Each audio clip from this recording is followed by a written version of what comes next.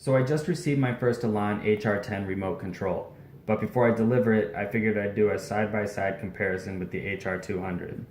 This right here is actually an HR2, but there were very little changes from the 2 to the 200, so it's still a pretty fair comparison. Keep in mind that the HR10 is the lesser of two models being released this year. We're still looking forward to the flagship touchscreen remote, the HR30. My first reaction when pulling it from the box is that they got rid of the gloss finish and two-tone colored scheme, and instead it has a matte textured case. Taking a look at the profile of each remote, the HR10 is definitely thicker, wider, and taller, and it's clearly heavier as well. The screens are the same size, but the HR10 is not a touchscreen. On the HR200, you directly touch the buttons on the screen and it does what you want it to do. On the HR10, there's 6 tactile buttons along the outside of the screen corresponding to icons in the middle. You can see which icons illuminate as I touch the different buttons. This does limit the remote control to only 6 icons per page, but you can scroll through the different pages with the page button. And you can see the channel favorites, and we can easily get back to the TiVo control by hitting this button in the middle.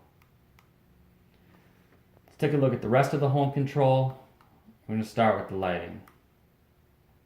There's 3 switch legs here, and you can do a simple tap for on, tap for off, and you can do push holds for raise lower.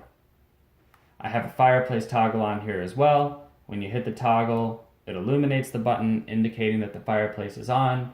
Hit it again, and it indicates that the fireplace is off. Let's look at climate. This is the main thermostat that's assigned to this room, but if we hit the page button, we can scroll through all of the thermostats in the house.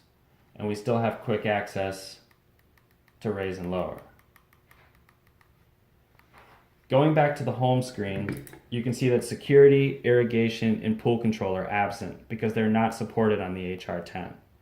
It's also important to note that you can only assign one media zone to this remote control, meaning if it's programmed to operate the family room AV system, it cannot control the master bedroom TV. It can, however, control lighting and climate throughout the house. To control more than one media room, you're still going to want to use a touch panel, phone, or wait for an HR30. The HR10 is exciting because when the HR30 is released next quarter, it'll be the first time you have more than one choice in remotes for an Elan G system.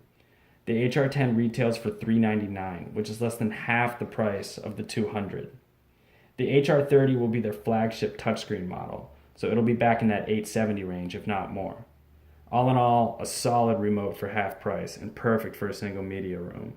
Thanks for watching, and look for the HR30 reviews soon.